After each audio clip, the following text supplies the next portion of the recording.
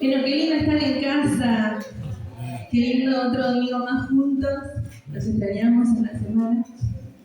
Pero ya estamos de nuevo. ¿Alguien se acuerda los pilares de la iglesia? Seguridad, pertenencia, aceptación y transformación. Bien. Bueno, cada vez van mejorando. Seguridad, pertenencia, aceptación y transformación. Están en nuestra mente, porque eso también es lo que el Señor nos dio para este tiempo, para que como casa podamos ser personas que abrazan a otros donde estemos, y sabiendo que a través de nosotros el Señor quiere obrar y también tiene esa transformación que solo Él puede dar. Amén. ¿Alguien se acuerda de la prédica del domingo pasado? ¿Cómo se llamaba? Ordena tu casa. Ordena tu casa. Bien, están re atentos. Bien. Un caramelo.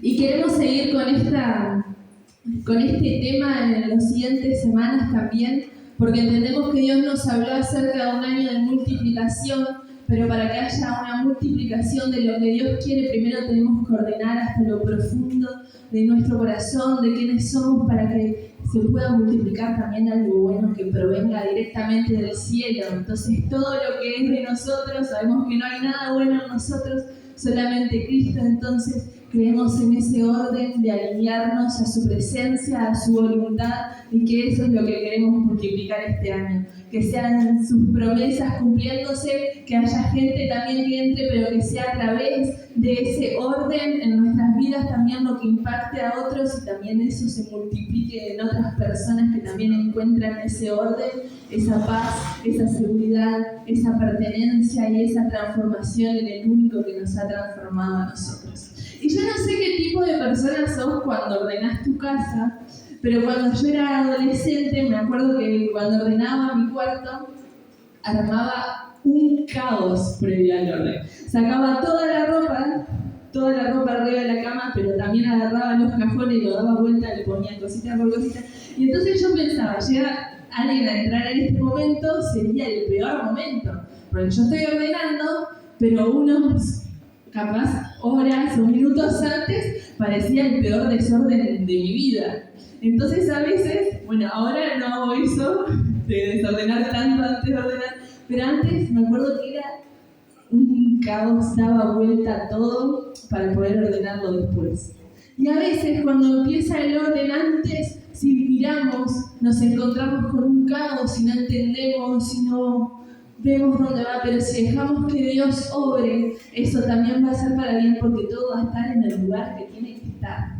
Entonces, si vos te vas un domingo de estos un poco a tu casa y decís, no, estoy en el horno, qué caos es este, no te preocupes, que todo se va a ir ordenando y Dios está en el asunto. Y a mí me encantó la historia que habló Fede el domingo pasado, y quiero ir un poquito para atrás, en verdad, de la historia. Él habló acerca del rey Ezequías, de cuando Dios le dice, ordena tu casa porque vas a morir. Y es tremendo, porque si miramos la historia, la vida del rey Ezequías, en verdad Ezequías, cuando la Biblia empieza a hablar de él, dice que hizo lo recto ante los ojos de Dios conforme a todas las cosas que había hecho David su padre. Si leemos el libro de Reyes, la mayoría de los reyes no hicieron lo recto delante de Dios, pero llegamos a Ezequías y dice, y hizo lo recto delante de Dios. Pero también necesitó orden en un momento, porque a veces podemos desenfocarnos. Pero quiero que veamos un poco en qué momento agarró Ezequías el gobierno. Bueno, primero vamos a ir mucho antes. Después del rey Salomón, el reino se dividió. Esa es otra historia, pero el reino se dividió. Israel se dividió. Estaba el reino del norte, que se llamaba, le decían Israel, propiamente dicho, y su capital era Samaria. Y estaba el reino del sur, que se llamaba Judá, y su capital era Jerusalén. Entonces Jerusalén era donde estaba el templo de Dios, el lugar de adoración. y al principio todos debían ir, aunque fuera del otro reino, pero en este momento de la historia estaba extremadamente dividido los reinos, tanto que el reino de Israel estaba totalmente alejado de Dios. Pero Ezequías era rey de Judá, del otro reino. Pero cuando llegó su momento de reinar, también se encontró con una nación que estaba totalmente alejada de Dios. Totalmente. El padre de Ezequías es conocido como uno de los peores reyes de Judá. Se llamaba Acaz. Era uno de los peores reyes. No hizo lo recto delante de Dios. Y si lees la parte de la historia de él, es terrible como una cosa tras otra así se alejaba de Dios. Dice que armó todo tipo de esculturas a dioses paganos, pero también fue tanta su idolatría y volcarse ante lo malo que hasta ofreció a hijos en sacrificio a dioses paganos, y eso era totalmente malo delante de los ojos de Dios. Estaba totalmente alejado de Dios, pero hay algo que dice en 2 de Crónicas 28-24. Dice: Acaz también juntó y despedazó los utensilios del templo de Dios, cerró sus puertas e hizo construir altares en cada esquina de Jerusalén.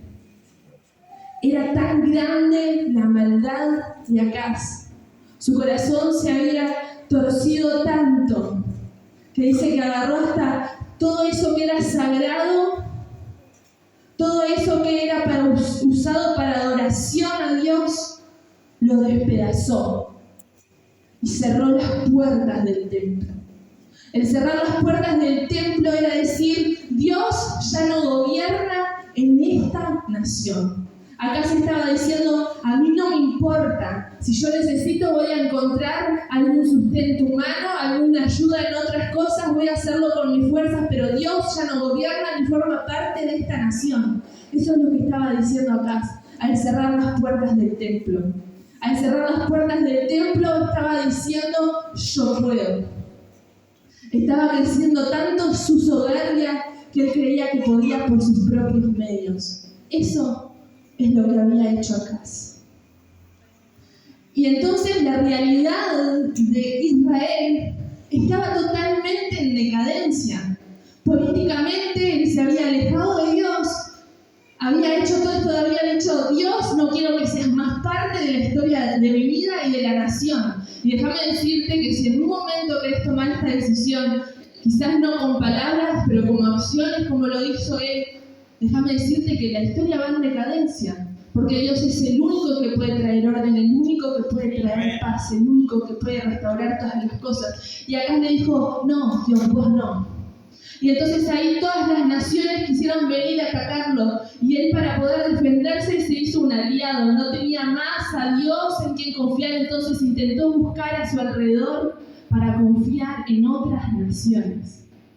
Y esto es muy peligroso también para nosotros, cuando muchas veces podemos sacar la vista de quién es nuestro Dios y empezamos a mirar alrededor y buscar otras cosas en quién confiar. Y él buscó a su alrededor en quién confiar. Y en ese momento se hizo como aliado de Asiria. Entonces estaban los sirios en otra parte del reino contra Judá, y él se agarró de Asiria. Pero prácticamente se volvió esclavo de Asiria. Como quien dice, ya había perdido su independencia, su autonomía política por malas decisiones. Y esto trajo más consecuencias todavía. Trajo consecuencias económicas, porque el rey de Asiria no le dijo: dale, yo te apoyo así gratis. No, tenía que pagarle. Entonces agarró cosas sagradas del templo, destruyó las puertas, sacó el oro y se lo entregó al rey de Asiria. Y además los impuestos de todo el pueblo los elevó para poder pagar a Asiria. Entonces también la economía del país se encontraba en la derriba. Y ni que hablar de la realidad espiritual. El rey había cerrado como las puertas a Dios. y había construido ídolos, dice, en cada esquina, y todo el pueblo iba detrás de él, hacia las mismas costumbres que sabían que Dios odiaba, aún esas cosas que las apartaban de él. Y entonces ahí estaban viviendo las consecuencias de decisiones, de alejarse de Dios, de no dejar que Dios fuera parte de su historia. Y muchas veces sin darnos cuenta tomamos estas decisiones. Y sin ser tan extremistas como Ezequías, pero le decimos, bueno Dios, hasta acá, pero no quiero que seas parte de mi historia, no, esta zona no, me duele, no quiero dejar ciertas cosas, no quiero cambiar otras cosas, no quiero ir más profundo, me quiero quedar en la comodidad. Y eso es cerrar, como si fuera a cerrar las puertas del templo, decir, Dios, no quiero que seas parte de mi historia. Pero ¿saben qué? Después de este rey, acá, allí es que surge Ezequías. Y me encanta Ezequías. Porque vamos a leer lo que hizo Ezequías en 2 de Crónicas 29. En el primer año de su reinado. Dice así, 2 de Crónicas 29:3. En el primer año de su reinado, en el mes primero, abrió la puerta de la casa de Jehová y las reparó. E hizo venir los sacerdotes y levitas, y los reunió en la plaza oriental y le dijo, óiganme, levitas, santifíquense ahora y santificad la casa de Jehová, el Dios de vuestros padres, y sacad del santuario la inmundicia. Porque nuestros padres se han rebelado y han hecho lo malo ante los ojos de Jehová nuestro Dios, porque le dejaron y apartaron sus rostros del tabernáculo de Jehová y le volvieron las espaldas, y aún cerraron las puertas del pórtico, y apagaron las lámparas. No quemaron incienso ni sacrificaron holocausto en el santuario al Dios de Israel. Y acá menciona varias cosas. Él dice en el versículo 7, cerraron las puertas, apagaron las lámparas, no quemaron incienso ni sacrificaron holocausto en el santuario del Dios de Israel. Primero cerraron la puerta y como les dije, eso significaba Dios, no quiero que seas el que gobierne nuestra nación, podemos solos. Pero también dice que apagaron las lámparas. Las lámparas en el templo no se podían apagar. La lámpara simbolizaba que Dios habitaba en medio de su pueblo. Ellos estaban diciendo, queremos hacerlo solo. Entonces era un abandono espiritual, una ruptura de la comunión con Dios. Era una ruptura total. La luz representaba la guía de Dios, su ley, su verdad, sus caminos. Ellos estaban diciendo no. Entonces se encontraban sin dirección, dominados por el pecado, por la idolatría. Dejar apagar las lámparas significaba una desobediencia total, falta de fidelidad a Dios. Ya no querían que sea parte de la historia. Entonces yo me puse a pensar, ¿qué puede significar esto para nosotros ahora? Ahora sabemos que Dios no habita más en templos hechos por manos de hombres, sino que eligió nuestras vidas, nuestro corazón para vivir. Pero ¿qué puede significar? Que dejemos que las lámparas se apaguen. Que dejemos que las lámparas se apaguen significa que dejemos de vivir con nuestra fe en acción. En Lucas 12:35 al 40 dice, manténganse listos con la ropa bien ajustada y las lámparas encendidas. Pórtense como siervos que esperan a que regrese su Señor de un banquete de bodas, para abrirle la puerta tan pronto como Él llegue y toque. Dichosos los siervos a quienes su Señor encuentra pendientes de su llegada. Les aseguro que se ajustará la ropa, hará que los siervos se sienten a la mesa y Él mismo se pondrá a servirles. Sí, dichosos aquellos siervos a quienes su Señor encuentre preparados, aunque llegue a la medianoche o de madrugada.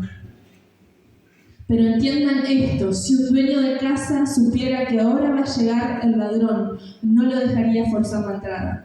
Asimismo, deben ustedes estar preparados, porque el Hijo del Hombre vendrá cuando menos lo esperen. Y esto es como muy confrontante para nosotros también. Entonces, dejar apagar las lámparas, ¿qué sería? Sería acomodarnos al mundo actual, acomodarnos a nuestras vidas, acomodarnos a lo cotidiano, a la costumbre, al día a día, perdiendo de vista de quién es nuestro Dios, perdiendo de vista que Él viene y regresa a buscarnos, perdiéndonos de vista que hay un plan, que hay una misión que cumplir y que eso depende de nosotros. Dejar que las lámparas se apaguen hoy es mucho más cotidiano, es simplemente vivir por inercia sin darnos cuenta que hay un plan eterno y que caminamos sobre promesas eternas y sobre una obra que fue eterna, que fue la obra de Jesús en la cruz del Calvario. Olvidarnos es dejar que la lámpara se apague.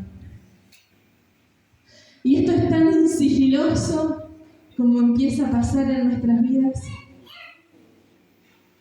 Es tan sigiloso, también la Biblia nos dice que lámpara es a tus pies, a mis pies tu palabra. Hay muchas veces que habla de lámpara. También Jesús dice que si me aman, obedecen mis palabras. El estar preparados hasta el fin es también pasar tiempo con su palabra y obedecerla. Ser celosos de lo que Él quiere, de lo que Él es, de quién es Dios y cómo poder acercarnos y vivir a su voluntad, cómo dejar que Cristo siga creciendo en nosotros y perdiendo quizás mucho de nosotros mismos, pero ganando algo eterno. Cuando perdemos de vista eso y simplemente empezamos a vivir para nosotros mismos y en lo terrenal, estamos dejando que las lámparas se apaguen. Quizás no parece tan abrupto como cierro las puertas, no, pero sin darnos cuenta, dejamos que las lámparas se apaguen. Después dice que no quemaron incienso. El incienso simboliza la oración que sube a Dios. Eso es lo que simboliza el incienso hoy. No quemarlo significaba que el pueblo había dejado de orar y de buscar a Dios, de buscar su dirección, de buscar su camino, dejar de buscar su voluntad. El quemar incienso era un acto diario de adoración, donde reconocían la santidad de Dios y se acercaban a Él. Su ausencia representaba indiferencia. En Apocalipsis 5:8 dice que copas de oro llenas de incienso, que hay copas de oro llenas de incienso que son las oraciones de los santos. Tus oraciones, mis oraciones. Después Apocalipsis 8:3-4 dice que el humo del incienso subió con las oraciones de los santos. Entonces dejar de quemar incienso hoy es simplemente dejar de orar, dejar de buscar a Dios, dejar de acercarnos a su presencia para buscar su voluntad, dejar de querer que sea Él el que guíe nuestras vidas. Si vivimos por el Espíritu, andemos también por el Espíritu, dicen Gálatas, pero necesitamos dejar que el Espíritu nos guíe. Si el Espíritu te dio vida, ¿por qué te sigue dominando la carne? La oración es la que te va a seguir acercando a Dios y va a moldear, porque separados de Él no podemos hacer nada. Separados de Él no podemos hacer nada. Y a veces parece que nos olvidamos, y por lo mismo de que decía de las lámparas, el día a día, el tiempo pasa, y nos olvidamos que es lo más importante. y dejamos de quemar ese incienso, dejamos de que esas oraciones suban y dejan de subir. Y eso simbolizaba independencia. Para el pueblo era un acto diario el quemar incienso. Para nosotros tiene que ser algo diario ir a la presencia de Dios y rendirnos por completo, abrir nuestro corazón. Me encanta lo que significa la oración. La oración a veces tenemos muchas cosas que pedirle al Señor, sí, está bien, lo el Señor nos escucha, pero es un intercambio de deseos. El Señor, quizás yo tengo muchos planes, tengo muchos deseos, muchos proyectos, o quiero algo, pero cuando me acerco a Dios, dejo yo de ser el centro. Y es Él. Y los deseos se intercambian. ¿Qué significa? Que ya no sigo mis planes, y que Él empieza a depositar sus planes eternos en mí. Que ya no quiero seguir simplemente mis proyectos, sino que veo que hay algo más importante que yo misma. Empezar a vivir por una causa que trasciende nuestra existencia, y eso ocurre en la oración. Porque a veces no hay ganas o lo que sea, pero ahí es donde nuestros deseos empiezan a ser los suyos, donde sus deseos se empiezan a implantar en nosotros, donde cada vez más santos queremos ser porque lo contemplamos a Él. Cuando cada vez más parecidos a Él queremos ser porque estamos pasando tiempo con Él. Cuando menos vamos a buscar llenarnos en otros lados porque ya sabemos quién es el único que nos puede dar plenitud. Y eso lo podemos conseguir no dejando de quemar ese incienso, no descuidar la vida de oración. Iglesia, que este año de multiplicación sea un año de multiplicación de búsqueda, un año de multiplicación de oración, un año de multiplicación de tiempo en intimidad, porque hay mayores profundidades en el Señor. Él es un Dios eterno, Él es tan grande que nuestra mente no puede entender. Hay muchas más profundidades en el Señor. Que sea un tiempo de multiplicar el compromiso para pasar tiempo con Él. Y Acaz había dejado de quemar incienso. Y por último, dice que ni sacrificaron holocaustos en el santuario. Ya habían dejado por completo el culto a Dios. Ya, dejando el holocausto de lado, el pueblo expresaba que ya está, no le importaba, que no le importaba entregarse a Dios, porque el holocausto tenía dos significados. Habían varias distintas ofrendas, pero era un tipo de adoración a Dios, pero también era para el perdón de pecados, para santificación, para poder acercarse. Entonces estaban diciendo, ni me importa adorarte, pero tampoco me importa tener una vida que te agrade a ti. Entonces el perdón y purificación ya habían dejado de importarles al pueblo. El perdón y purificación había quedado tan cegado como su entendimiento de lo que está bien, de lo que está mal, que habían perdido de vista lo que significaba el pecado.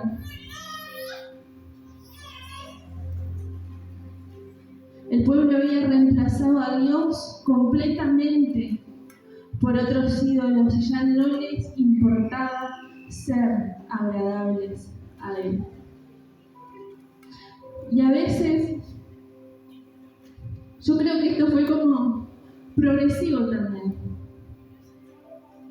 Pero si lo ponemos hoy en nuestra vida, si te está dejando de importar o estás dejando de buscar ser agradable al Señor, hay algo que podemos entender. Nunca vamos a poder lograrlo con nuestras propias fuerzas.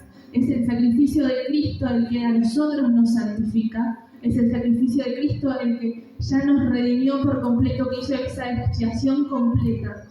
Pero si a nosotros nos deja de importar el agradar al Señor, si a nosotros ya no nos importa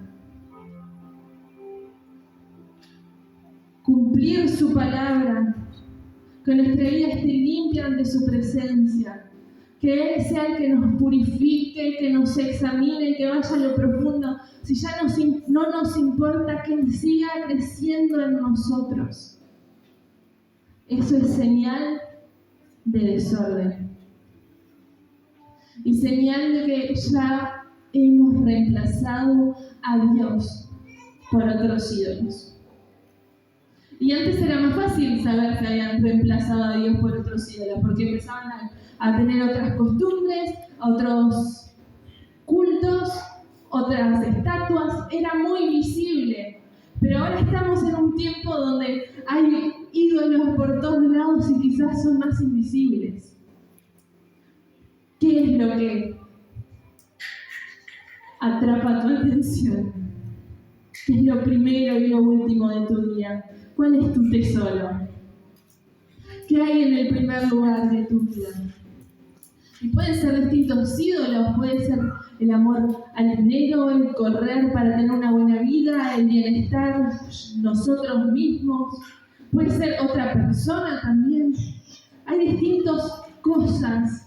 Nuestro trabajo. Puede ser distintos sueños, distintos proyectos que sin darnos cuenta están ocupando el primer lugar de nuestra vida y ya no lo tiene Dios. Ya no nos importa agradarle. Y si nos importa agradar quizás a otras personas, ser vistos. Pero eso es dejar de lado los holocaustos. Y entonces, si vemos, era completo el desorden de la nación. Y si nos examinamos a nosotros mismos, es muy probable que hayamos caído en alguno de estos desórdenes. Es muy probable que estemos en alguno, si somos sinceros ante el Señor, o que en algún momento. Pero hay algo que me encanta. Quiero que leamos el versículo 10 de 2 de Crónicas 29.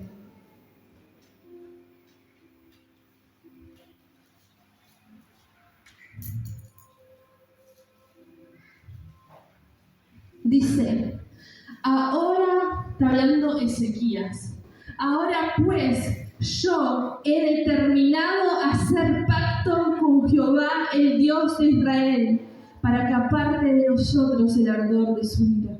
Pero me gusta lo que dice, ahora pues yo he determinado hacer pacto con Jehová, el Dios de Israel.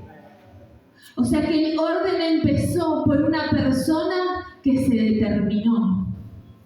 El orden empezó por una persona que dijo, ya no más, esto no va a seguir siendo parte de nuestra nación, esto no va a seguir parte de la vida de este pueblo, sino que yo me determino a hacer un cambio. E inmediatamente Ezequías llamó a los levitas, llamó a los sacerdotes, les dijo, purifiquen el templo de Dios, y ellos ordenaron todos, dice que sacaron toda la iniquidad a través de una persona que hizo un pacto, una determinación. Y yo creo que este es un año, un tiempo de determinación. Porque no podemos seguir siendo tibios, no. Cada vez es más notorio que viene Cristo en cualquier momento. Y no podemos ser tibios. Es un tiempo de determinación y de orden, para que nuestra fe no tambalee en ningún momento, para tener las raíces profundas, arraigadas, para estar firmes sobre la roca, y es una determinación. Ahora pues, yo he determinado hacer pacto con Jehová mi Dios, dijo Ezequías. Y que hoy sea una noche donde cada uno pueda decir, ahora pues, yo he determinado hacer pacto. Y quiero que prestemos atención a una cosa. ¿Se acuerdan que les dije que había mucha presión política porque querían venir a dominarnos, había presión económica, había presión por todos lados, todo el pueblo estaba desordenado, aún en todas las esquinas seguían las estatuas de otros dioses, pero lo primero que hizo Ezequías fue abrir la casa de Dios. Lo primero que él hizo no fue buscar a un ejército que se junte para defenderlos, ni lo primero que hizo fue ir a hacer algún arreglo económico. Lo primero que hizo fue abrir la casa de Dios. Fue decirle a Dios, quiero que siga formando parte de la historia de la vida de este pueblo y de mi vida. Entonces capaz que ahora puedes mirar para atrás y puedes ver, hay tanto desorden, me equivoqué tanto. Pero quiero decirte que lo primero que tenés que hacer es dejar que Dios entre en medio de todo ese desorden, porque es Él el que va a empezar a ordenar la casa. Que lo primero que tenés que hacer es decirle, Dios, quizás me alejé por momentos, pero te necesito. Ya no quiero esa independencia. Ya no quiero que la casa esté cerrada, sino que vení. Y lo siguiente fue purificación. Dios, quiero que seas parte de la historia, pero entrá. Sé que los sacerdotes, los levitas se purificaron ellos mismos y empezaron a limpiar todo. Después de la purificación, después lean la historia de Carlos, pero después de la purificación también unieron a todo el pueblo, hicieron holocaustos, quemaron holocausto por perdón de pecados, por adoración. Y es hermoso porque dice que todo el pueblo empezó a adorar a Dios con júbilo, con salterio, con danza, con instrumentos. Dice que cantaban.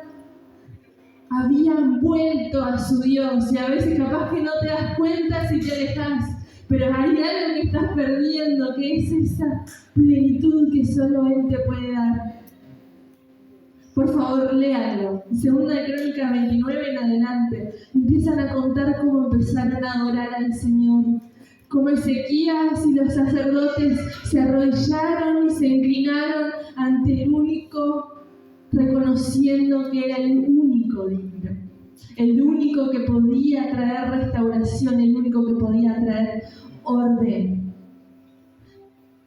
Después dice que retornó al culto verdadero, el templo volvió a funcionar, pero antes de eso festejaron la Pascua, recordaron de dónde Dios los había sacado, que Dios los había liberado, que Él era el único poderoso gigante que lo había podido hacer. Recordaron quién era su fuerza, quién era su refugio, que no era necesario mirar al costado para buscar ayuda, porque su ayuda venía del cielo. Empezaron a recordar y el pueblo se santificó y volvió una vez más a Dios, a ordenar, a reconocerlo en adoración. Y todo esto comenzó con unas palabras. Ahora pues yo he determinado hacer pacto con Jehová. Ahora yo, pues, he determinado hacer pacto. Y hoy es una tarde, una noche ya de determinación. Es un tiempo de orden y de determinación. Si has descuidado, como hablábamos, su palabra, si has descuidado el tiempo de oración que suba ese incienso, si has descuidado buscar agradarle al Señor, hoy es un tiempo de determinación. Si te das cuenta que Él no ha sido el primero, la dirección de tu vida es un tiempo de determinación. Y a través del orden, su presencia es lo que se va a restaurar. A través del orden, lo que Él va a empezar a hacer es grande. Así que me gustaría que te pongas de pie y vamos a orar.